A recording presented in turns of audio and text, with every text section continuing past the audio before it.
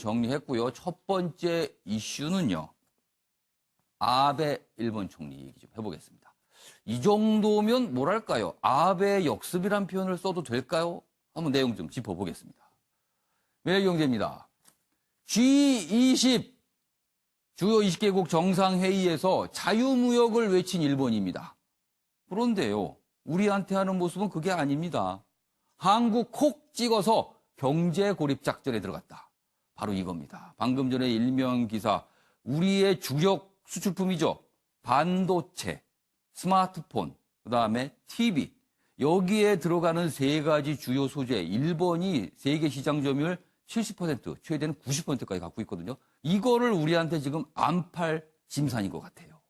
우리로서는 비상이 걸린 겁니다. 내용 자세히 보겠습니다. 여기 보시면 아베 총리, 그러니까 일본 정부가 왜 이러는지에 대한 분석이 좀 담겨 있습니다. 이달만 일본 참의원 절반 교체, 선거가 있습니다. 선거, 일본. 우리로 치면 국회의원 선거가 있는 거죠. 아베 최근 지지율이 주춤하자 선거 앞두고 기습 조치를 내놓은 것 아니냐 이렇게 분석을 하고 있습니다. 그리고요.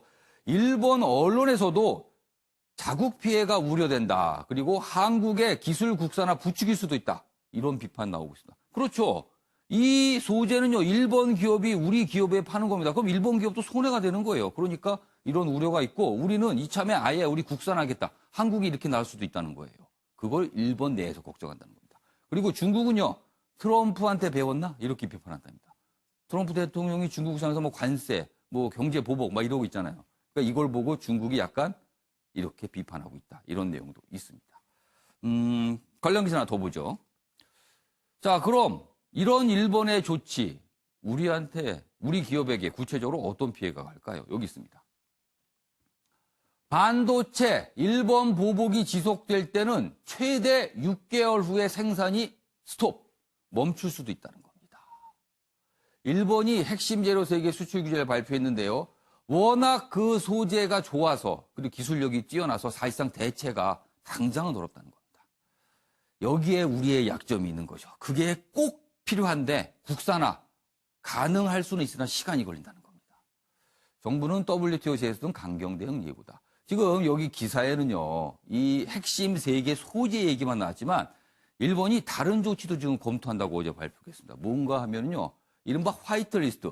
우방국가, 안보적으로 우방국가한테는요. 안보 관련된 제품을 팔 때 별다른 심사 없이, 허가 없이 그냥 팔게 해줬거든요. 근데 그 화이트리스트에서 우리를 제외하겠다는 거예요. 그건 뭡니까? 우리를 우방 대우를 안 하겠다는 거예요. 이것도 지금 검토 중이랍니다. 자, 그럼 여기서 어제 일본 당국의 공식 발표가 있었는데요. 그 영상 보겠습니다. 今回のサミットでは自由、公正、無差別、そして開かれたマーケット、公平な競争条件といった自由貿易体制を支える基本的対抗措置ではありません。韓国との信頼関係の下でですね、輸出管理に取り組むことが困難になっていることに加えて、 자, 최영수 의원님. 여기 아까 매일경제 기사에 잠깐 언급은 됐습니다만 아베 총리 지금 무슨 생각을 하면서 우리한테 이러는 걸까요? 일단 기본적으로 그 강제징용 배상 판결이 나온 이후에 예. 지금 한일 간에 여러 가지 일들이 꼬여 있습니다. 꼭 예. 강제징용 판결 아니라 하더라도 예. 제주 관함식 때 우길기 계약 문제라든지 초계기 동해상에서 갈등이 있었죠. 갈등이라든지 해가지고 여러 가지 갈등이 중첩됐는데 어느 것 하나 시원하게 지금 뭐 해법을 내놓은 게 없습니다. 상호간에. 그래서 지금 앞서 그 기자회견 과정에서 예. 그런 강제징용하고 이번 조치하고는 관계가 없다고 입으로는 얘기했지만 일본 언론에서는 그 부분이 궁금해서 질문하는데 없다라고 얘기를 해요. 누가 봐도 관계가 있는 조치라고 볼 수밖에 없는 그거는 상황이고 마음속엔 있으나 얘기를 안 하는 거겠죠? 그렇죠. 자기네들이 일본 오사카 G20 회의에서 불과 며칠 전까지 자유무역을 그렇게 주창을 그렇습니다. 했었습니다. 미국이나 중국을 상대로 자유무역이 세계가 사는 길이다 예. 했는데 지금 다른 문제 때문에 이런 경제보복 조치를 취한다고 그러면은 예. 당장 자기네들의 은행 불일치가 드러나니까 뭐 어떤 특정한 사건 때문에 이런 경제보복 조치를 예. 취하는 건 아니다고 말하고 있지만 예. 뭐 전후 맥락을 본다면은 이것이 연관성 없다고 볼 사람은 아무도 없는 것 굳이 같습니다. 밝힌 이유는 그 제품들을 한국에 수출하는 과정에 뭔가 문제가 있다. 그래서 구체적으로 그 문제가 뭔지 밝혀라 그런데 얘기를 안 해요. 지금 그 상황입니다, 지금. 여하튼 뭐 저 눈 가리고 아웅식인데 예. 어제 여하튼 반도체 산업에 종사하시는 분들 얘기를 들어보니까 예. 이것이 이제 제재 기간이 얼마나 되느냐에 따라서 그 충격이나 영향이 크게 달라지게 돼 예. 있다는 해석이었습니다. 그러니까 예. 지금 현재 상태에서는 반도체가 사실은 공급 과잉입니다.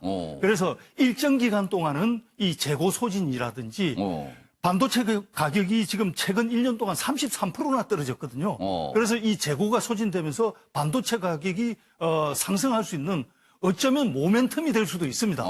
그렇지만은 이게 앞서 그 앵커께서 기사를 소개해 줄 때 6개월이라든지 이렇게 예. 장기화된다면은 예. 정말 세계 경제 전체에 엄청난 타격을 주게 될 것이거든요. 그렇죠. 그래서 이 전체 기관들을 예. 어떻게 관리해 나갈 것인가에 대해서 뭐 일본 정부도 어떤 계획이 있겠지만 예. 우리 정부가 어떻게 이 위기를 기관별로 관리해 나갈 것인가 거기에 대한 시나리오가 꼭 있어야 된다고 봅니다. 지금요, 이 문제, 만약에 일본이 저런 조치가 지속돼서 우리가 반도체를 만드는 게 차질을 빚게 되면요, 우리 반도체는요, 전 세계가 쓰는 겁니다. 그럼 다른 나라들이 제품을 못 만들 수도 있습니다. 일본, 이거 감당할 수 있습니까? 그러니까 이거 해결해야 되거든요, 지금. 자, 그럼 지금부터 그 해결 방안에 대한 얘기 좀 해보겠습니다. 먼저 우리 정부의 대응에 관한 기사가 있습니다. 여기 보시죠. 예고된 보복이었는데 정부가 아니했다. 이런 비판 목소리가 나오고 있답니다. 왜 그런가 하면요. 여기 내용이 있습니다. 지난 3월에 아소 부총리가 이미 보복을 시사했습니다. 언급을 한 겁니다. 조치가 있을 수 있다고. 그럼 그때 움직였어야 되는 거 아니냐는 거죠. 주일 대사관은 발표 때까지 감감이었다. 대법원, 그러니까 강제징용 피해자 관련 대법원 판결로 시나리오별 준비가 없고 일본과 최소한 협의 채널도 유지 못했다. 전문가들 국제법적 큰 문제 없는 제재일 수도 있다.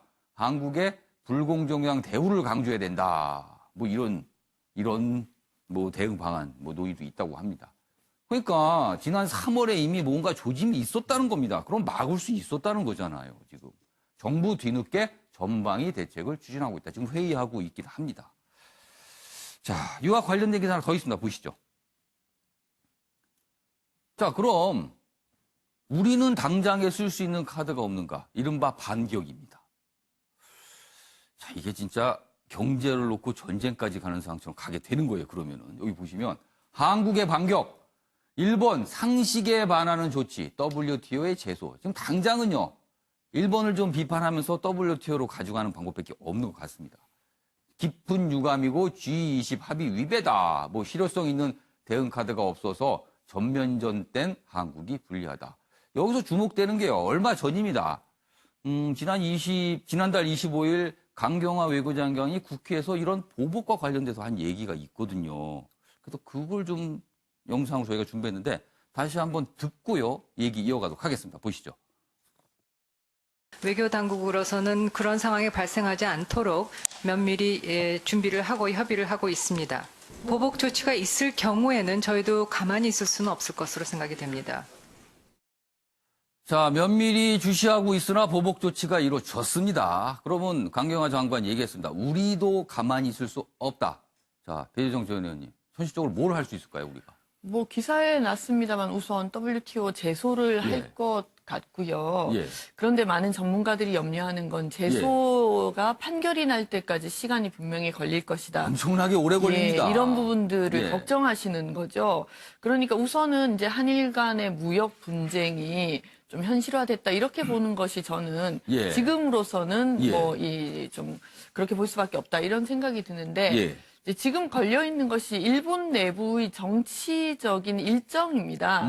참의원 선거가 우리 예. 앵커께서도 말씀하셨습니다만 7월 말에 있게 되는데 예.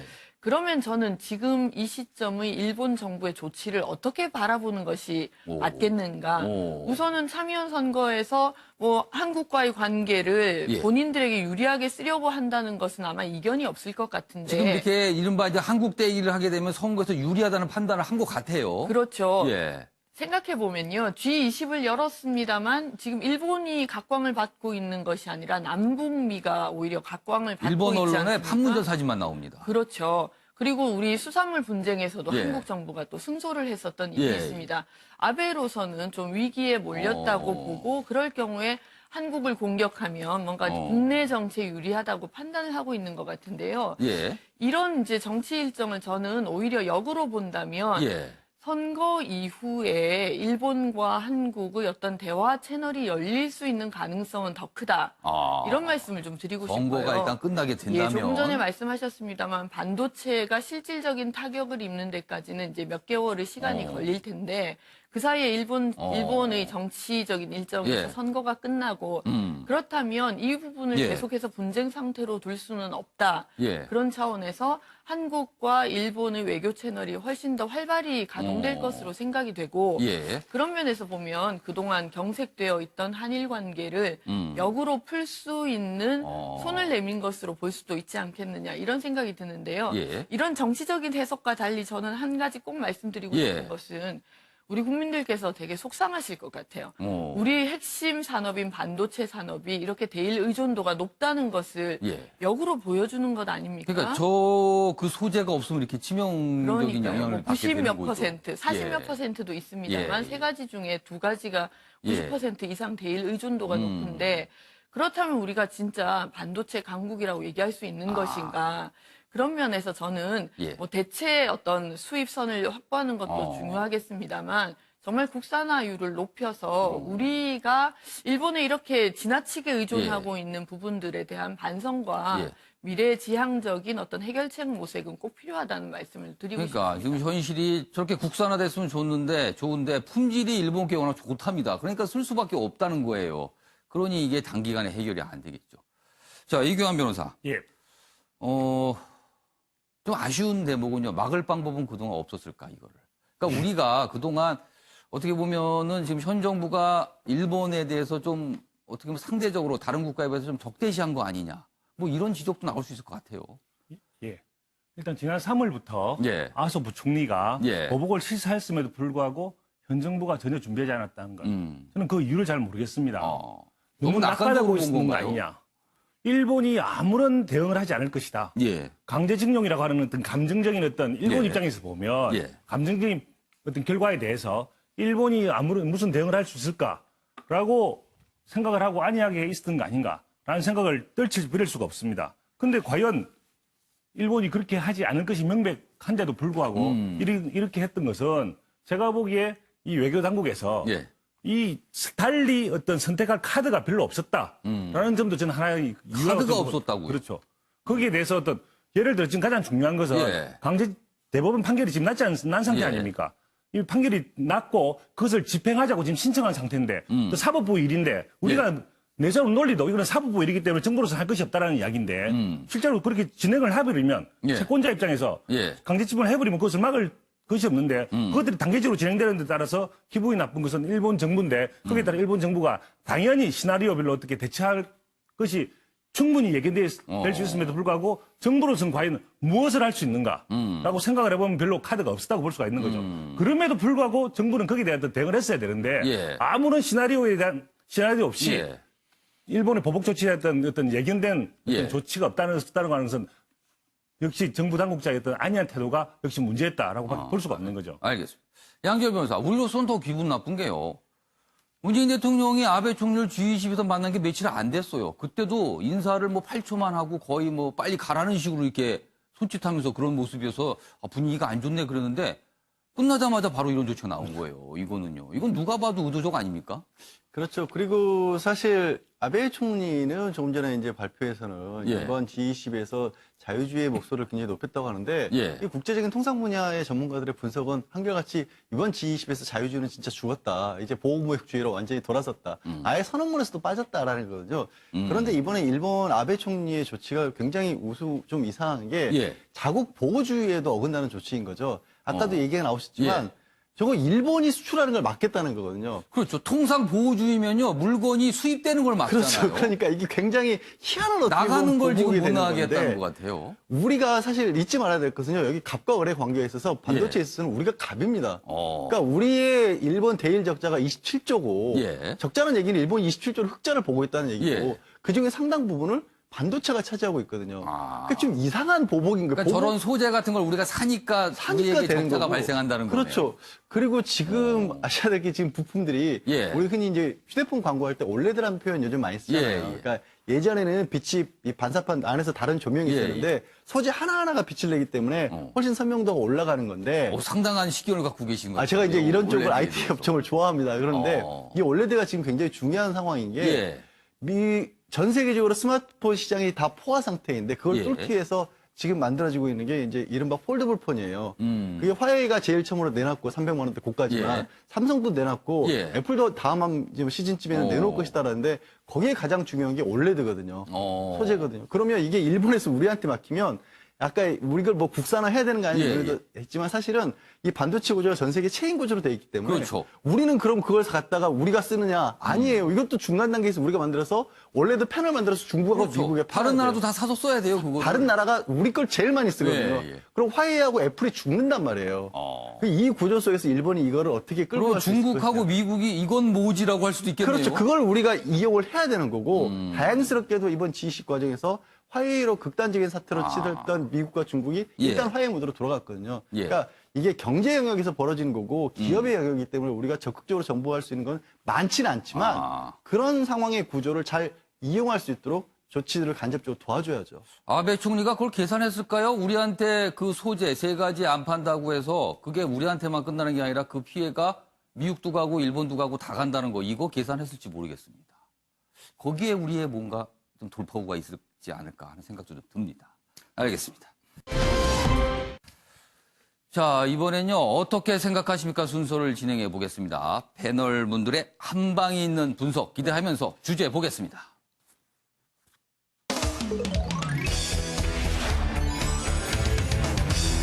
오늘 어떻게 생각하십니까? 주제는요, 이렇습니다. 귓속말로 뭐라고 했을까? 트럼프 미국 대통령이 문재인 대통령에게 방안을 다 마치고 이제 판문점에서 떠날 때, 그러니까 오산기지로 가기 전에 차에 탑승하기 전에 잠깐 얘기 좀 하자면서 귓속말을 했습니다. 당연히 공개가 안 됐어요. 그래서 더 궁금합니다. 저희가 기사 두 가지 준비했는데요. 지금 패널 네 분께서는요. 이 귓속말 뭐라고 얘기했을까를 분석력과 상상력을 동원해 좀 추정해 주시기 바랍니다. 뭐 길게 써주셔도 좋고요. 아니면 단순하게 쓰셔도 좋습니다. 먼저 기사 보겠습니다. 트럼프, 김정은과 48분 밀담을 한 다음에 그 내용을 문재인 대통령에게 귓속말로 브리핑했다. 이겁니다. 뭐라고 그랬을까요? 궁금합니다. 여기 보시면 어제 청와대가 여러 가지 판문점 남북미 회동과 관련된 그런 뒷얘기들을 했는데 그중에 한 대목이었어요. 차량 탑승 전에 주의를 물리고 알려주는 등 최소 2차례 구두로 내용을 전달받았다. 주변 보고 경호원 보고 다 빠져라 소행원들. 둘이만 얘기하겠다. 물론 통역은 껴 있습니다. 중요한 내용이 대화 속에 있었다. 뭐 야당은 방관자 신세 비판에 반박하면서 뭐 이런 내용까지 나왔습니다. 아무튼 뭐 이게 굉장히 주목되는 내용이에요. 관련 기사 하나 더 있습니다. 보시죠. 이쪽입니다. 트럼프 판문점 떠날 때 문 대통령의 귓속말 청와대는요. 내용은 안 알려주고요. 귓속말 했다는 것만 알려줬어요. 북미 회담 중요 내용이 있었다. 그러니까 그게 뭐냐고요. 지금 그 중요 내용이. 여기 보시면 역시 차에 오르기 전에 통역만 대동하고 청와대 대화 내용은 안 밝혔다. 여기 좀 구체적으로 묘사가 돼 있습니다. 그때 어떻게 돼 있는지. 청와대 고위 관계자가 이제 기자들에게 설명한 겁니다. 북미 회담 뒤에 트럼프 대통령이 차에 오르기 전에 통역을 뺀 나머지 사람들을 뒤로 물리고, 그러니까 듣지 말라는 거죠. 무슨 얘기하는지. 문 대통령에게 귓속말을 했다. 그런데 중요한 내용이 대화 속에 있었다. 이렇게 얘기를 합니다. 그리고요. 미국 쪽에서 우리 강경화 요구장관에게 그 김정은 위원장과 트럼프 대통령의 그 회담 내용에 대해서 뭔가 설명을 좀 해줬다고 하는데 당연히 공개가 안 되고 있습니다. 그래서 더 궁금합니다. 자, 그럼 이 장면 저희가 영상으로 묶었는데요. 보시죠. 지금 보시면 문재인 대통령이 이렇게 나오고 있고요. 트럼프 대통령이 뒤에 따라 나옵니다. 지금 전 작별 인사를 하는 겁니다. 트럼프 대통령 보세요. 차량을 탑승하러 가는데요.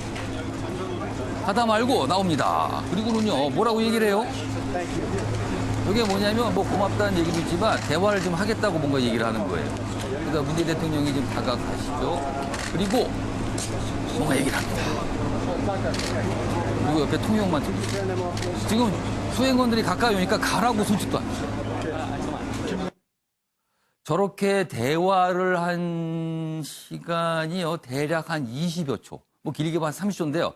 통역이라는 걸 감안하면 이게 왔다 갔다 하잖아요, 말이. 그렇다면 한 10여 초 정도, 뭐 최대 잡아도 한 20초 정도 말할 시간이 되거든요. 그 20초 동안 과연 무슨 얘기를 했길래 경호원, 수행원 다 뒤로 빠지라고 하고 얘기를 한 걸까요? 귓속말입니다. 그래서 패널 네 분께 과연 무슨 얘기가 했는지 분석력과 상상력을 통해서 써주시라고 제가 질문을 드렸습니다. 굉장히 어렵습니다, 오늘 주제가. 자, 먼저 최경선 의원께서는 하노이 때랑 달라졌어, 이렇게 얘기를 했을 것 같다. 제 희망을 담아서 일단 적었습니다. 뭐였냐 하면은 예. 이 그 짧은 시간이고 통역이 필요한 시간이었기 때문에 예. 몇 마디 못했을 것이고 그렇다고 본다면은 구체적인 내용이 오고 같지는 않았을 것이고 총괄적인 얘기 한두 마디로 딱 구체적인 압축이 내용을 될 하기엔 시간이 텐데 너무 짧았다. 예. 압축적으로 말했는데 또 청와대에서는 중요한 얘기였다고 중요하다고 하니까 그래요, 자꾸만. 앞으로의 희망을 느낄 수 있는 그런 대화가 오가지 않았을까. 그래서 달라졌다. 예, 그렇다면은 하노이 때와 달라졌다. 여기서 하노이 때랑이라는 거는 하노이 때랑 분위기가 달랐다는 거예요? 아니면 누가 달라졌다는 거예요? 김정은의 태도가 달라졌다. 아, 김정은 뜻을 위원장이 말하고. 달라졌다? 예. 그 얘기를 귓속말로 달라졌다고 간 거예요. 제 희망까지 덧붙여진 아무튼 최용수 의원께서는 하노이 때랑 달라졌어요라고 트럼프 대통령이 귓속말을 했을 것이다. 자, 배재동 전 의원께서는 어떻게 생각하십니까? 네, 좀 고민을 예. 해봤는데요. 짧은 시간에 간결하게 전달할 예. 수 있는 말이 무엇일까? 그렇다면 김정은의 이 남한 답방 이야기 정도를 할 수도 있지 않았을까? 그러면 남북 정상회담 곧 열릴 것 같아요. 이런 얘기를 했다는 거예요? 네, 그런 부분들에 대한 힌트가 있을 수 있지 않을까 생각을 했는데요. 이제 뭐 몇 가지 상상은 가능할 것 같습니다. 그러니까 제재 완화냐, 예. 아니면 체제 보장이냐, 예. 이 부분에 대한 북한의 태도 문제도 예. 이 많이 좀 거론되고 있는데, 그런데 그런 부분들은 실무회담을 통해서 더 구체화시켜야 될 내용인 것 그렇죠. 같거든요. 그러니까 김정은 위원장이 답방에 대한 어떤 희망을 얘기했다. 이 정도 얘기는 할 수도 있지 않을까. 그러니까 그런 지금 생각을 실무회담 얘기를 회담 성과라고 일단 발표가 됐는데 그렇다면 실무회담을 다루지 않아도 뭔가 거의 확정된 내용에 대해서 얘기를 했을 것인데 그러니까 그것은 김정은 바로 위원장의 희망사항을 트럼프가 전달했을 수 있겠다. 그러니까 예. 귓속말로 김정은 위원장 얘기해 보니까 서울에 엄청 가고 싶어 하더라. 곧 열릴 것 같다. 이 얘기를 했을 수도 네. 있다는 거네요. 가능할 것 같은데요. 왠지. 자, 그럼 이번에는 이경환 변호사는 뭐라고 쓰신 거예요? 플러스 알파라 썼습니다. 플러스 알파. 예. 이 두 가지 의미가 있는데요. 예. 일단 기속말 대화 자체가 플러스 알파고요. 예. 두 번째는 지금 쟁점이 예. 영변 플러스 알파입니다. 그러니까 결국은 기속말로 했을 때 예. 청와대가 지금 쟁점은 시간이 짧다는 것에 중점을 두고 있는데 그게 아니라 제가 보기에는 청와대 말을 그대로 믿어보면 예. 중요한 내용이라고 했으니까 중요한 내용이요. 중요하지 않은 내용을 중요했다고 이야기하지는 않거든요. 그렇죠. 그래서 단순한 인사는 아니었을 것이다 예. 라고 생각을 하고 그렇다면 결국 쟁점인데 예. 쟁점은 플러스 알파에 있다. 영변 플러스 알파에 대해서 논의가 분명히 있을 텐데요. 왜냐하면 지금 북미 간의 회담 중에 지금 쟁점은 플러스 알파가 무엇이냐. 그렇죠. 대응 조치, 대북 제재 해제 조치에 대해서 플러스 알파를 뭘 줄 것이냐. 예. 이래 가지고 결국 북미 회담이 결정이 예. 되지 않았습니까? 그 부분에 대한 어떤 대화가 계속 있을 것인데 아마 플러스 알파에 대해서 심도한 논의가 있었지만 결론은 맺어지지 않았지만 아마 트럼프가 이렇게 하지 않았을까요? 야, 플러스 알파 조금 더 주려고 해. 조금 더 기다려 보십시오. 김정은 위원장이 예. 그 알파에 대해서 얘기를 했다. 알파 조금 더는 주려고 했을 것이다. 그것이 없이는 어떻게 보면 그러면 그 알파가 뭔지를 트럼프 대통령이 문재인 대통령에게 알려준 거네요. 예, 플러스 알파에 대해서 구체적인 이야기는 하지 않았을 거라 보여지고요. 다만 뭔가 조금 더 주려고 하니 조금 더 협상을 한번 해봅시다. 일단 협상을 좀 진전시켜 봅시다. 이런 이야기가 있었지 않았을까라고 생각을 해봅니다. 그러니까 지금 이 귓속말의 내용을 추정할 수 있는 단서는요. 일단 시간이 짧다. 뭐 아무리 길어봐야 20초 정도밖에 안 됐다. 그리고 주변의 수행원들이 들으면 안 되는 얘기였다라는 거잖아요. 지금 통역만 들고 통역은 어쩔 수 없이 들었겠죠. 그 두 가지가 사실 실마일 수 있어요. 무슨 내용? 그리고 청와대 설명에는 중요한 내용이라고 그랬어요. 중요한 내용. 자, 세 분이 일단 설명을 해주셨고요. 양지열 변호사만 남으셨습니다. 자화자찬이요. 사실 예. 이게 이제 트럼프 대통령이 왜 굳이 귓속말까지 했을까 저 짧은 시간에. 귓속말로 자화자찬 자랑을 한 거예요? 그렇죠. 자기 자랑을 했을 것 같아요. 반드시. 그럼 수행원을 물린 거는 좀 근데 어쩌고서? 이 자기 자랑에 반드시 예. 실적은 들어있었을 겁니다. 그러니까 무슨 말씀이냐면 계속 김정은 위원장하고 트럼프 대통령이 만나기까지 편지를 주고받으면서 두 사람 다 흥미로운 내용들을 주고받았다. 그렇죠. 그리고 그 내용에 대해서 이제 한미의 공조가 굉장히 충실하게 되고 있기 때문에 예. 청와대와도 잘 공유하고 있다라는 얘기까지 나왔어요. 그러니까 이 그렇습니다. 말씀 드리는 이유는 뭐냐면 예. 저 짧은 시간에 우리가요 예. 서로 얘기를 많이 하고 있을 때는 야 됐어? 됐어. 여기서 다 끝나잖아요.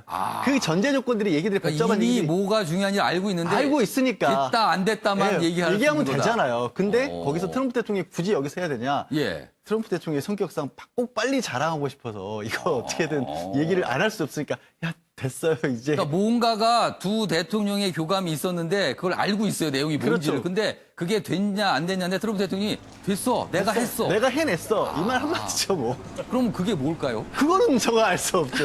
그게 좀 중요한 내용이라고 청와대가 설명을 해요. 그게 궁금한 그게 뭔지. 그거를 제가 어떻게 합니까? 아니 그런데요. 글쎄요. 이게 뭐 맞을지 모르겠습니다만 트럼프 대통령의 평소의 그런 모습과 성격을 보면은 그 귓속말 이렇게 자꾸 보도가 되는 거 본인이 참지 못할 수도 있어요. 트위터에 그게 뭐다라고 살짝 얘기할 수도 있을 것 같습니다. 시간이 가면 나오지 않을까 뭐 이런 기대도 해봅니다. 아무튼 그 귓속말로 무슨 내용을 할까 이게 전 세계 각국 당국들이 궁금해하지 않을까. 특히 아베 총리 엄청나게 궁금하지 않을까요 지금? 아베 총리는 저 판문점 저 회동에 본인이 저 열리는 바람에 지금 G20 개최를 나름 일본 성공적으로 했다는데 그게 거의 이렇게 빛이 발했거든요, 지금. 그래서 아무튼 저희도 궁금합니다. 자, 요 내용은 요 정도까지 하고요. 김정은 위원장의 건강과 관련된 기사가 오늘 있습니다. 그 내용 좀 다뤄보겠습니다. 여기 보시면 한국일보입니다. 김정은 숨 색색거리며 걸었다. 또 건강 이상설. 옆에서 이 트럼프 대통령과 김정은 위원장의 이 회동 그리고 이 회담을 지켜본 미국 언론인이 한 말입니다. 누구냐면요. 여기 있습니다. 회동을 최근접거리에서 지켜본 터커 칼슨 미국 폭스뉴스 진행자입니다. 그래서 미국으로 돌아가서 이제 인터뷰에서 이런 얘기를 했어요. 여기 보시면 좀 구체적으로 설명되어 있습니다. 판문점 회동 최근접 거리에서 본 폭스뉴스 칼슨 폐기종 환자 같았다. 아주 숨 쉬는 거나 걸음걸이 보면 좀 아주 건강한 모습은 아니었다는 거죠. 생중계된 방송 화면에서도 안색이 붉고 어두워 보였다. 뭐 이런 분석도 있습니다. 그럼 구체적으로 요 칼슨, 이 폭스뉴스의 칼슨이 뭐라고 했는지 여기 설명이 되어 있습니다. 보시면 김 위원장은 숨을 색색거리고 폐기종 환자 같은 소리를 냈다.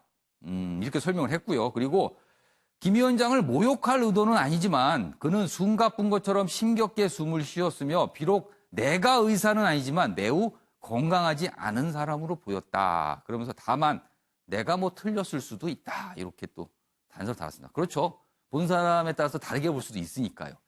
그런데 실제 김정은 위원장의 그런 어떤 외모를 보면은 많은 분들이 건강에 대한 얘기를 좀 하시는 분도 있어요. 여기 설명이 되어 있습니다. 키가 대략 170cm, 몸무게가 130kg가량으로 추정되는 김 위원장은 초고도 비만이죠. 초고도 비만으로 추정됩니다. 그러니까 건강이 나쁠 수 있다는 거예요. 비만에 따라 무릎 관절염과 고혈압, 심부정증 가능성도 있다. 이렇게 기사는 다루고 있습니다.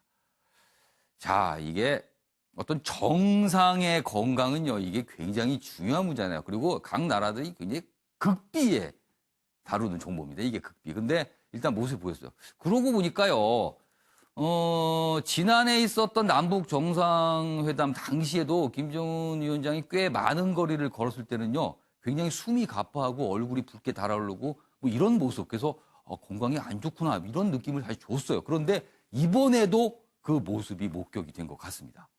자, 최영선 의원님. 건강 이상설 또 나왔습니다. 아까 미국 폭스뉴스 진행자가 말했지만 본인은 의사가 아니지만 그렇게 느껴졌다. 그렇게 봤다는 그러는데, 저도 뭐 이건 상식적으로 예. 저도 의사가 아니지만 상식적인 판단이 아닐까 싶습니다. 예. 저렇게 고도 비만인 체형에서 예. 거기다가 많은 일정을 소화를 해야 되고 저 자리에 있으면 또 스트레스도 만만치 않은 거 아니겠습니까? 여러 가지 북미 대화도 챙겨야 될 것이고 예. 북한 내의 경제난도 챙겨야 될 것이고 저런 체형에서 스트레스까지 받게 되면 예. 당연히 뭐 건강에 무리가 될 것이라는 것은 예. 상식적으로 판단할 수 있는 것이고 특히 예. 이제 가까이서 지켜봤을 때 숨소리가 그렇게 거칠었다는 것은 예. 뭐 제가 봤을 때는 충분히 그렇게 판단할 수 있는 상황이라고 생각이 듭니다. 지금 우리에게 알려지기로는 배인 전 의원님, 김정은 위원장은 담배를 꽤 많이 피는 거고요. 그리고 술, 음주도 많이 하는 걸로, 특히 뭐 와인 같은 거는 많이 하는 걸로 알고 있거든요. 그러니까 비만의 문제, 그리고 술과 담배 문제까지 있는 거예요. 이게 건강 문제가 이번이 아니라 계속 나올 수도 있을 것 같은데요, 지금.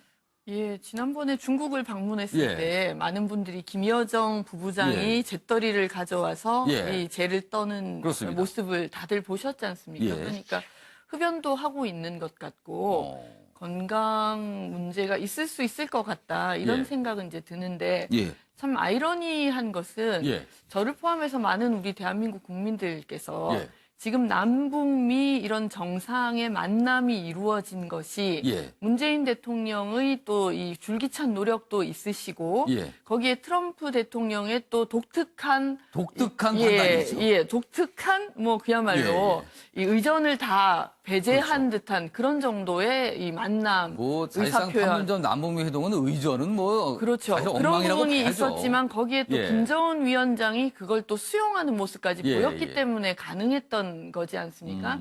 그러다 보니 이 트럼프 대통령이 내년에 재선이 달려 있는데 예. 트럼프 대통령의 재선도 바라게 되고 예. 또 김정은 위원장의 건강도 바라게 되는 그런 참 뭔가 아이러니한 결과가 나야 상황이 되는데 그렇죠. 우리 한반도를 놓고 보면 예. 이렇게 세 분의 지도자가 있을 때 어떤 비핵화와 평화 정착이 예. 이 완전히 이루어져야 된다는 간절한 소망이 있는 것 아니겠습니까? 그런 측면에서 보면 트럼프 대통령의 재선도 남의 일이 아니고 예. 김정은 위원장의 건강도 남의 일이 아닌 그런 상황을 저희가 처한 것 특히나 같아요. 북한에서 이른바 이제 최고 지도자의 건강은요, 이건 엄청난 정치적 의미를 갖고 있을 것 같아요. 이게 무슨 문제가 발생된다면 이게 어디로 파장이 될지 모르는 거 그렇죠. 아닙니까? 남북 관계에도 사실은요? 엄청난 파장을 가져올 수 있는 부분이기 때문에. 아무튼 뭐 당장에 무슨 어떤 건강 이성 이게 확인된 건 아니지만 겉으로 본 언론인의 눈에는 이렇게 비쳤다는 겁니다. 그러니까 걷는데 숨 쉬는 걸 좀 어려워했다. 뭐 폐기종 환자 같았다. 뭐 이런 겁니다. 아무튼 제가 오늘 눈에 띄는 기사라서 한 가지 좀 다뤄봤습니다. 자, 이번에는요. 사회 기사로 넘어가겠는데요. 고유정. 어제 이제 검찰 쪽에서 기소를 하면서 이제 브리핑을 좀 했습니다. 뭐 그 내용 좀 오늘 많은 신문들이 다루고 있어요. 중앙일보입니다. 고유정의 버티기. 뭐 이런 얘기를 했다네요. 기억이 파편화돼서 일체의 진술을 할 수 없다. 이게 무슨 소리입니까? 이거 뭐 기억이 막 이렇게 흩어져서 뭘 모아서 뭐 이렇게 정리해서 얘기할 수 없다는 겁니까, 지금? 파편화됐답니다, 기억이. 여기 보시면 법정으로 넘어간 시신 없는 살인. 검찰 고 씨 구속기한 만료일에 어제 기소를 했어요. 시신을 못 찾았죠. 그래서 사체 유기 혐의는 제외됐습니다. 아들을 현 남편의 친자로 만들려 전 남편을 살해한 계획범죄로 검찰은 일단 보고 있습니다.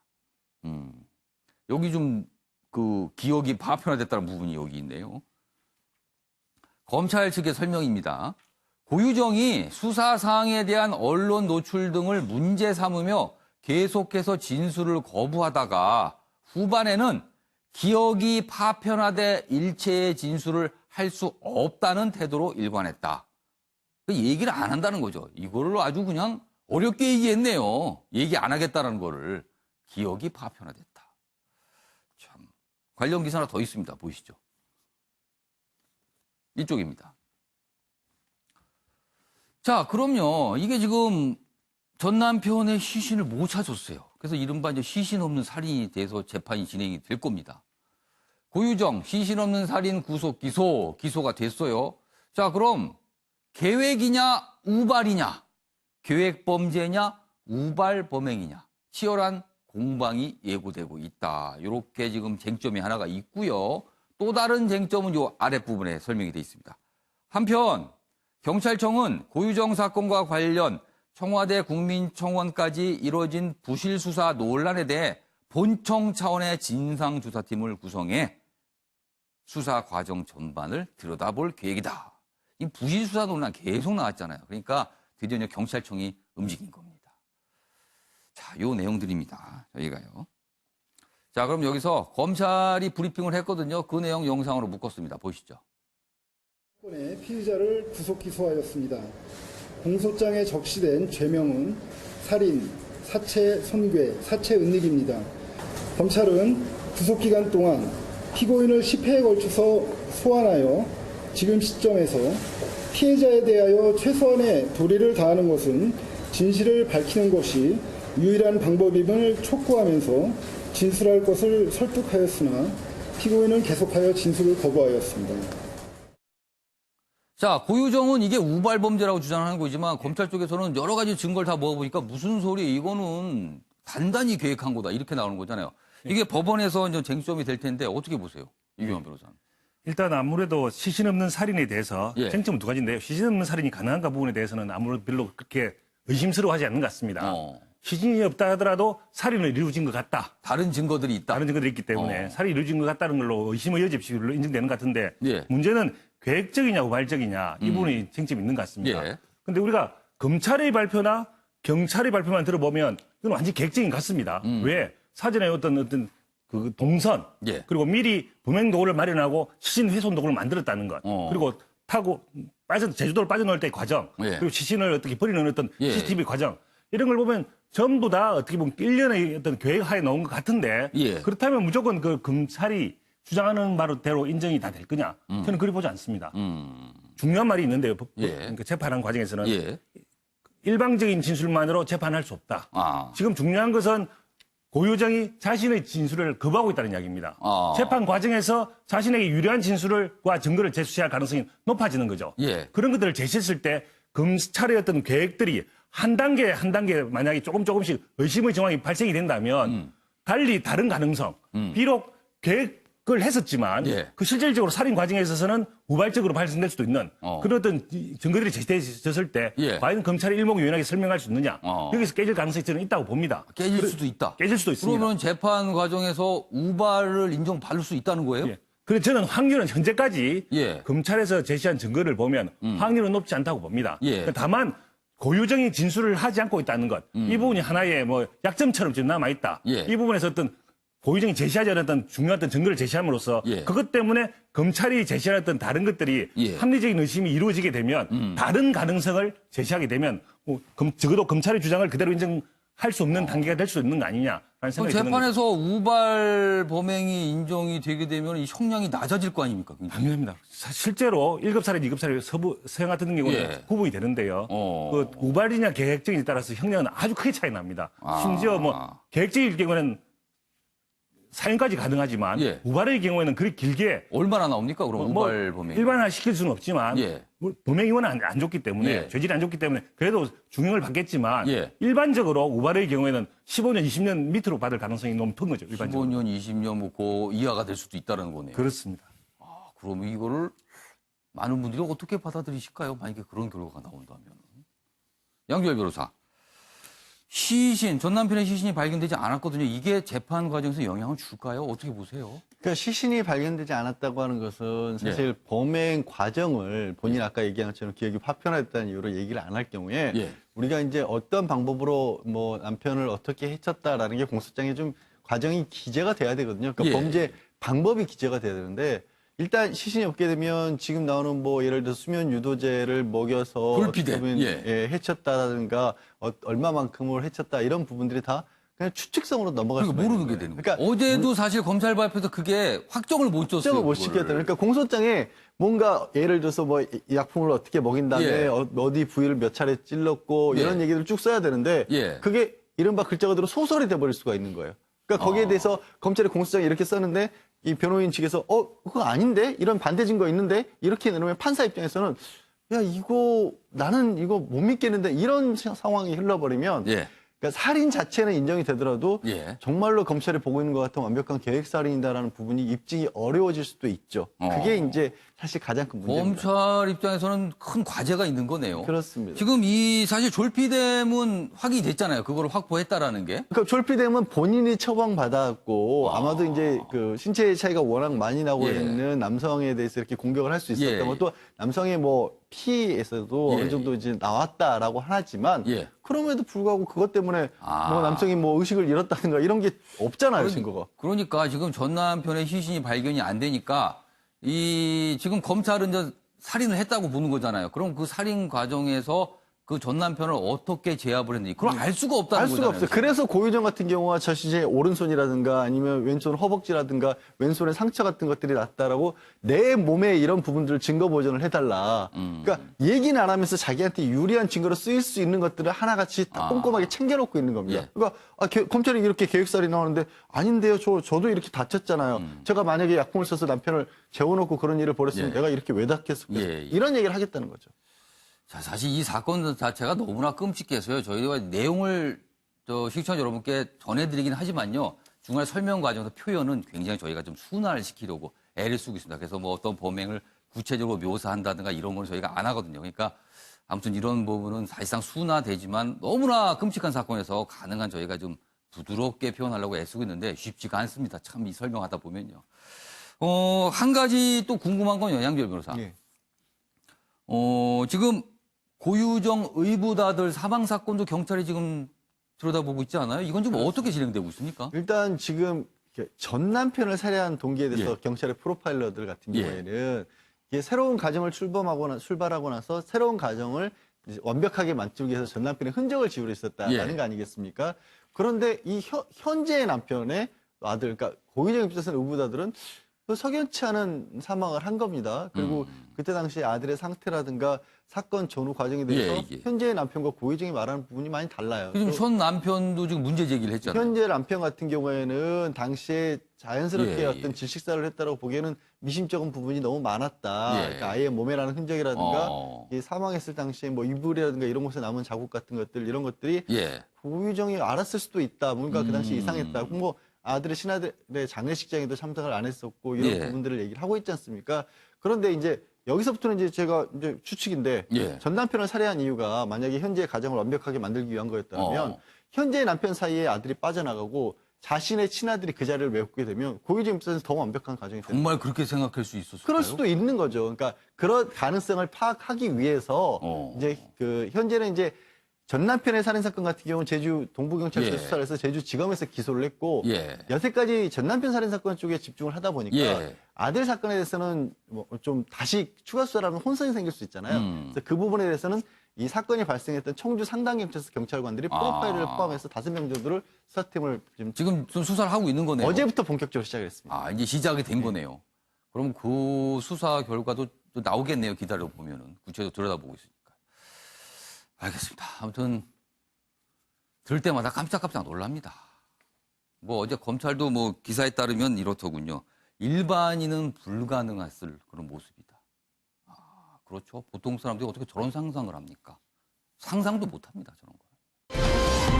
자, 이번에는요. 정치권 소식 하나 준비되어 있는데요. 짧게 좀 다뤄보겠습니다. 다음 기사입니다. 경향신문입니다. 정의당. 어제 단단히 화가 난 모습이었어요. 이런 얘기를 합니다. 앞으로 여당의 무조건적 협조는 안 한다. 이렇게 얘기를 합니다. 그러니까 더불어민주당을 향해서 한 거예요. 심상정 해고 통보에 북을 이인영 더불어민주당 원내대표 사정 교감이 있었다. 지금 뭐냐면 심상정 정개특위위원장 이거 교체하기로 여야가 합의했는데 정의당이 빠진 상태에서 했다는 거예요. 그 주장이 그렇습니다. 그러나 이인영 사정 교감이 있었다. 그러다 윤소아 정의당 원내대표 전혀 없었다 반박하는 상황입니다. 뭐 아무튼 이런 모습이고요. 관련 기사 하나 더 있습니다. 보시죠. 정의평화당 격앙. 또 이 와중에요. 한국 바른미래당은 공조합니다. 뭘 공조하면요. 북한 목성 입항 국정조사 추진하는 겁니다. 여기에. 그러니까 이게 다 민주당이 약간 압박을 느끼는 거예요. 정의평화당은 정개특위 위원장 교체와 관련해서 이렇게. 그러자 수세에 몰린 여당이다. 이렇게 내용이 나와 있습니다. 그럼 여기서요. 지금 정치권 모습이 어떤지 저희가 영상으로 짧게 묶었는데요. 보고 이어가겠습니다. 불신임 직전에 나경원 원내대표를 살리고 정의당의 심상정 정개특위 위원장을 버린 선택입니다. 이러한 중대한 문제를 논의하는 과정에서 패스트트랙 관련 여야 사당 합의 당사자인 정의당 등을 배제하고 교섭단체 대표들, 특히 핵심 키를 쥐고 있는 민주당 사전 협의는커녕 사후에도 어떠한 설명마저 없었습니다. 향후 이런 식의 기본 원칙도 옳고 그름에 대한 판단도 없이 오직 자유한국당 떼쓰기에 끌려다닌다면 개혁전선은 와야 될 수 있음을 민주당은 똑똑히 알기 바랍니다. 안에서 이야기가 오고 가는 과정에 대해서 소상하게 다 밝히는 것이 지금 우리가 불신을 넘어서 다시 신뢰를 조성하는 데 큰 도움이 되지 않는다 이렇게 생각해서 제가 지금 감수하고 있는 상황입니다. 아무런 그 판단 없이 그냥 일방적으로 해고했다 이렇게는 생각하지 마시기 바랍니다. 네, 뭐 영상까지 봤는데요. 배재정 전 의원님, 정의당이 좀 지금 상황은 뿔 날만한가요? 어떻게 보세요? 정의당은 워낙 연동형 비례대표제를 예. 통과시켜야 된다는. 그래서 정개특위 굉장히 중시했죠. 그렇죠. 그런 관점에서 이제까지 예. 일을 추진해 왔기 때문에 예. 토사구팽이냐 이런 생각을 하실 수는 있을 것 같아요. 그런데 좀 냉정하게 보면 예. 사실 예전에 교섭단체를 민주평화당과 이뤘을 때 정개특위 위원장이 된 것이고 지금은 이제 연장하는 과정에서 사실 위원장 교체가 있을 수도 있습니다. 지금은 교섭단체가 안 됐죠, 그게. 네, 그런 측면을 그런데 이제 감정적으로는 수용하고 싶지 않다 이런 생각을 하시는 것 그러니까 같고요. 정의당 입장에서는 여태 민주당에서 뭐 할 때마다 도와줬는데 이런 식으로 그래도 표현이 해고라는 표현까지 나왔어요. 해고한 거 아니냐 우리를. 그러니까 뭐 정의당이 사실 야당에서는 자유한국당에서는 정의당에 대해서 뭐 이중대다 이런 식으로 많이 좀 폄훼를 했는데 과연 그런 것인가? 저는 필요할 때는 물론 협조하지만 그렇지 않을 때는 또 강하게 민주당을 압박해 왔었던 거거든요.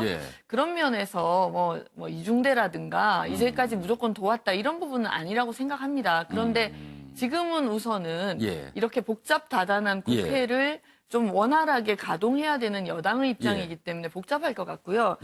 저는 개인적으로 우리 민주당 의원님들이 동의하시는지 모르겠습니다만 정개특위 위원장을 민주당이 받아서 심상정 의원에게 주는 방법도 있지 않을까라는 생각을 해보는데. 민주당이 받아서 그걸 넘겨주는, 그걸 또 한국당이 가만히 있겠어요? 아니 그 부분은 한국당이 뭐 굳이 그 부분을 반대할 이유는 없지 않을까라고 생각하는데 한 가지 걸리는 것이 사개특위가 사실 우리 지금 사법개혁과 관련해서 중추적인 역할을 해야 되기 공수처 때문에 이런 걸 다룹니다, 거기. 민주당이 우선 그 부분에 대한 판단을 하기가 쉽지 않을 것 같아요. 거기 또 내놔라 뭐 이러거나 또 다른 얘기가 나올 수도 있잖아요. 그러면. 그래서 이 부분을 참 예측하기가 힘들 것 같은데 뭐 정의당도 안고 가야 되는 것은 맞지 않나 그런 전 생각입니다. 의원께서 묘책을 내놓은 게 민주당이 위원장을 받아서 그쪽 정의당 넘겨주는 방법을 묘책으로 일단 뭐 살짝 얘기를 하셨네요. 자, 이규영 변호사. 근데 어떻게 보면 정의당의 불만이요. 앞으로는 무조건적 협조 뭐 안 한다. 이런 얘기가 정의당 내에서 나왔다고 지금 언론 보도에 따르면 그렇거든요. 그럼 지금까지는 무조건적 협조를 했다는 얘기가 되잖아요. 예. 그래서 저도 우리 배재정 의원님 그런 의도로 얘기한 건 아니겠지만 뭐 이중대가 아니다 정의당이 그렇지만 안고 가야 된다. 이게 좀 무슨 얘기라 생각이 좀 들거든요. 그 정의당에서 하는 이야기가 앞으로 여당이 무조건 협조를 하지 않겠다. 과거에 무조건 협조를 해왔다는 이야기 아닙니까? 뭐 그렇게 들려요, 그러면. 그 스스로 자백하고 있는 거죠. 자백이 뭐 스스로 여당의 이중대자, 무늬만 야당이다. 스스로 행동할 때도 스스로 준 여당으로 행동했습니다. 오히려 여당이라고 생각을 했고요. 지금 목성 사건 이런 데 대해서도 아무런 논평도 없고 뭐 국정조사에 대해서 이런 방법 얘기도 진짜 없습니다. 논평이 하나도 없었나요?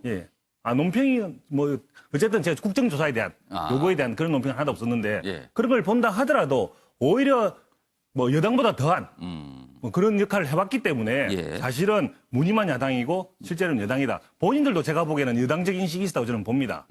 그리고 지금 중요한 것은 아까 뭐 배정희 의원도 예. 그 이야기했지만 지금 이 특위위원장 자체가 예. 비정상의 정상화입니다. 아. 그 당시에 교섭단체가 예. 우연히 뭐 평화당하고 그거 겹쳐져 가지고 합쳐지는 바람에 예. 하나 받을 수 있지만 지금은 아니니까 당연히 그 소수 정당에서 예.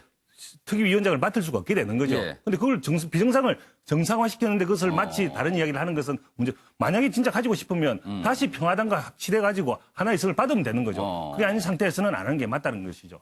알겠습니다. 아무튼 뭐 정의당이 지금 강한 불만을 어제 나타내서 민주당 입장에서는 어떻게 보면 약간 당혹스러울 수도 있을 것 같아요. 그동안 협조 관계였었는데. 알겠습니다.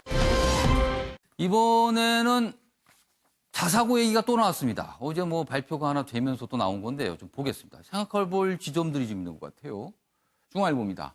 상상고와 점수는 비슷한데 민사고는 통과되고 상상고는 통과가 안 됐죠? 상상고 79.61점, 민사고 79.77점. 뭐 거의 같습니다. 그런데 상상고는 안 돼요. 왜냐하면 여기는 80점 기준, 저기는 70점 기준이거든요. 교육청 자사고 재지정 기준이 달랐다. 그리고 서울 13곳 10일 발표 예정인데 이것도 파장이 꽤 있을 것 같습니다. 관련 기사 하나 더 있습니다. 보시죠. 민사고, 자사고 자격 5년 더 유지한다. 뭐 재지정 평가에서 79점을 넘었죠. 그래서 여기는 강원도 교육청이 한 건데요. 70점 기준 넘었기 때문이다. 그런데 문제가 있습니다. 앞기사에서도요. 지역에 따라서 통과 기준이 다르잖아요. 80점인 것도 있고 70점인 것도 있고. 그런데 또 있습니다. 여기 보시면 이런 점이 있어요. 민사고는 교육과정 운영에서는 비교적 좋은 점수를 얻었지만 교육청 재량평가 항목 등 일부 지표에서는 감점을 받아서 2014년에서는 90점을 넘겼는데 지금은 80점도 안 되게 나왔다는 거예요. 10점 넘게 깎였다는 거죠. 뭐가 달라졌다는 거예요. 기준이 또 그 사이에. 이번 심의에 앞서 강원도교육청은 2014년 당시 15점이던 학부모 학생 교원 만족도 평가 항목 100점을 15점에서 8점으로 깎았답니다. 아, 뭐 이렇게 또 바뀌는군요. 그리고 뭐 수업 개선 노력 정도, 법인 전입금 전출계획 이행 여부 등 평가 지표를 새로 만들기도 했답니다. 그래서 점수가 달랐다는 거예요. 자, 최영선 의원님. 그럼 이게 평가할 때마다 기준이 달라진다라는 거잖아요. 지금. 저 기준도 문제지만 저는 인재 양성의 원칙이 가장 중요하다고 봅니다. 우리나라가 가진 게 무슨 자원이 있습니까? 예. 인재가 가장 큰 장점이고 예. 길러내야 될 경쟁력 아니겠습니까? 예. 그렇게 본다면 예를 들어서 축구의 손흥민 선수를 예. 보통 선수처럼 키워가지고 보통 선수로 만드는 것이 과연 국가에 바람직하냐? 아니면 손흥민 선수 같이 재능이 있는 선수를 특별하게 키워서 특별한 선수로 만드는 것이 국가에 바람직하냐. 이렇게 본다면 우리나라에 여러 종류의 인재가 있는데 그 인재를 여러 가지 방법으로 키워내는 것이 바람직하지 않느냐. 예. 그런 자사고에 접근하는 원칙에 있어서 이 인재 육성의 그 기본적인 방점이 달라져야 된다고 저는 보는 것이고 예. 그리고 이 기준점이 각 도별로 다르다는 이 그렇죠. 문제는 한 나라에서 예. 저 도는 이런 기준이고 이 도는 이런 예. 기준이라는 걸 국민들이 어떻게 쉽게 그리고 평가할 납득하겠습니까? 때마다 또 평가 항목별도 기준이 달라진다는 얘기도 나와요. 지금. 그래서 이 문제에서도 저는 예. 본질에 좀 더 집권하자면 예. 교육감 직선제를 폐지해야 된다. 아. 전 세계적으로 봐도 교육감을 직선적으로 뽑는 나라가 그렇게 많지 않습니다. 그냥 간선제로 하거나 임명으로 하는 나라가 더 많습니다. 예. 그런데 우리나라는 왜 교육감을 직선으로 뽑아야 되는지 이해가 잘 안 되고요. 저만 하더라도 사실 아이들이 다 교육을 마쳤기 때문에 예. 교육감에 대해서 별로 관심이 없어요. 그런데 저한테는 투표권을 주거든요. 그런데 교육감에 대해서 가장 관심이 많은 청소년들한테는 투표권을 또 안 줘요. 그러다 보니까 교육감을 정작 뽑아야 될 사람들한테는 투표권을 안 주고 관심 없는 사람들한테 관심이 투표권을 없거나 이해관계가 없는 사람들이 투표를 갖는 경우가 발생한다는 그런 거예요. 문제점이 있고 전 세계적으로 봐도 교육감을 직선으로 뽑는 나라가 그렇게 많지 않습니다. 알겠습니다.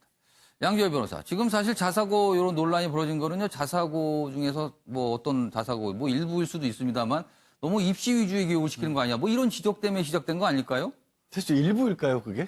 저는 자사고가 유명해진 게 일부만 자사고가 입시 위주의 교육을 시켜서 그럴까요? 그러니까 입시 위주의 교육일지 아닐지는 모르지만 어쨌든 자사고가 인기를 모으는 건 현실적으로 진학률, 좋은 학교 많이 가기 때문에 자사고 가는 거 이른바 아니겠습니까? 대학을 잘 간다. 그러니까 저는 왜 이렇게 솔직하게 그냥 얘기를 안 하는지 모르겠어요. 무슨 뭐 교육의 본질이 어떻고 뭐 독립적인 교육을 시키고 이렇게 하는데 사실 이거는 그냥 어떻게 보면 교육의 역할을 뭘로 볼 것이냐를 먼저 놓고 판단하는데 이거는 많은 사람들이 다 백인 백색 다 다를 수 있는데 네. 그러면 저는 문제 해결은 오히려 사회에서 그렇지 않은 자사고가 아닌 내지는 대학을 좋은 데를 못 가는 학생들은 그럼 어떻게 사회에서 사회생활을 할 수 있느냐가 해결이 안 되면 계속 이거는 문제의 갈등이 이어질 수밖에 없다고 뭐 봅니다. 양지열 변호사 말씀대로 논란은 계속 있을 것이다. 아무튼 뭐 이런 전망이시네요. 알겠습니다.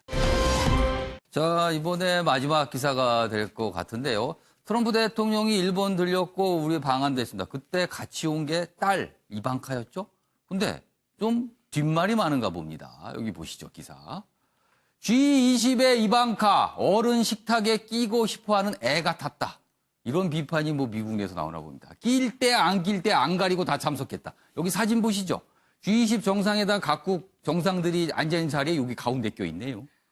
참 사진이 묘하게 잡혔습니다. 이런 모습으로. 자, 정상 간 대회도 겉돌기도 하고요. 권한과 자격 논란이 불거졌다. 그래서 G20 정상에 각국 정상들이 모여 있는데 거기에 괜히 꼈다가 굉장히 좀 멋쩍은 장면도 연출이 됐거든요. 저희가 그 모습 영상으로 준비했습니다. 보시죠.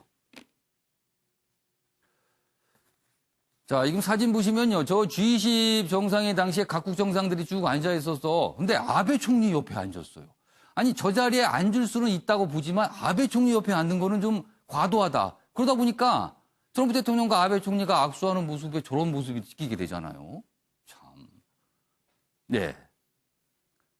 그리고 여기 영상입니다. 이것도 G20 정상회 당시에 각국 정상들이 모여서 뭔가 중요한 얘기를 해요. 저렇게 보시면 메이 총리도 보이고요. 옆에 라가르드 IMF 총재도 보이고 그럽니다. 저런 자리입니다. 그런데 갑자기 이번커 얘기를 합니다. 뭐라고? 그러자 라가르드 총재 굉장히 얼굴이 불편해 보이죠? 이건 무슨 상황일까? 이렇게 생각하는 것 같아요. 그래서 지금 방금 저희가 다룬 기사가 나온 겁니다. 낄 때 안 낄 때 안 가리고 참석한다. 사진 하나 더 있습니다. 보이시죠? 여기 보시면 이 사진 봐주세요. 트럼프 대통령과 김정은 위원장이 만나는 이 중요한 자리에도 여기도 들어갔네요. 보니까. 여기서 서서 뭘 웃고 있습니다. 김정은 위원장이 뭐 웃긴 하는데 좀 어색하네요. 웃음이. 그러니까 낄 때 안 낄 때 얘기가 나오고 있는 거거든요. 그래서 이게 어떻게 된 상황인가. 그래서 다음 기사 하나 더 있는데요. 보시죠. 그럼 이건 이유가 있을 거예요. 분명히요. 미국 내에서 이런 얘기 나오나 봅니다. 트럼프 차차기는 이방카 외교 무대 전면에 내세워 장려 띄우기다. 정말 이럴까요? 최영선 의원님 어떻게 보세요? 차차기까지 노리고 할까 싶습니다만은 예. 기본적으로 공사 구분이 좀 의식이 없는 것 같습니다. 예. 공사 구분에 대한 의식이. 예. 그리고 여하튼 이방카가 이 나서는 문제도 있지만 트럼프 대통령 자체가 외교를 하면서 예. 자기의 건설업하고 예. 좀 공사 구분이 약한 부분도 많이 목격이 되거든요. 그런 지적도 있고 예. 그런 것들이 이방카 문제에서도 드러나는 것 같습니다. 알겠습니다. 아니, 아버지인 트럼프 대통령이 허락을 했으니까 이렇게 하겠죠? 참 그 모습도 여러 가지 뒷말이 나고 있습니다. 자, 이번엔 사진 속에 담긴 사연을 들어보는 순서입니다. 김유진 아나운서의 이슈컷 보시죠. 이슈들을 사진으로 살펴보는 시간 이슈컷입니다. 첫 번째 이슈 태그는 대나무 꽃입니다. 화사함과는 좀 거리가 있지만 지금 보시는 건 바로 대나무 꽃입니다. 60년에서 길게는 120년에 한 번 피어 신비의 꽃이란 별명이 붙었는데요. 평생 한 번 볼까 말까한 귀한 꽃이 최근 전북 정읍의 한 국도변에서 발견됐습니다. 대나무는 꽃을 피운 뒤 말라 죽었다가 10여 년 후에 다시 살아난다는데요. 여러모로 참 신비로운 꽃이죠. 두 번째 이슈 태그는 진화입니다. 무려 3억 5천만 년 전부터 존재했다는 바퀴벌레의 진화. 어디까지일까요? 최근 살충제에 대한 바퀴벌레의 내성이 강해지고 있다는 연구 결과가 나왔는데요. 조만간 인류가 더는 막을 수 없을 정도로 진화할 거란 관측이 나오기도 했습니다. 이제 살충제만으론 역부족, 바퀴벌레를 물리치려면 평소 위생을 비롯해 종합적 병해충 관리가 필요하다는 지적입니다. 마지막 이슈 태그는 나비 브로치입니다. 지난달 29일 한미 정상회담 청와대 만찬에서 김정숙 여사가 착용한 브로치입니다.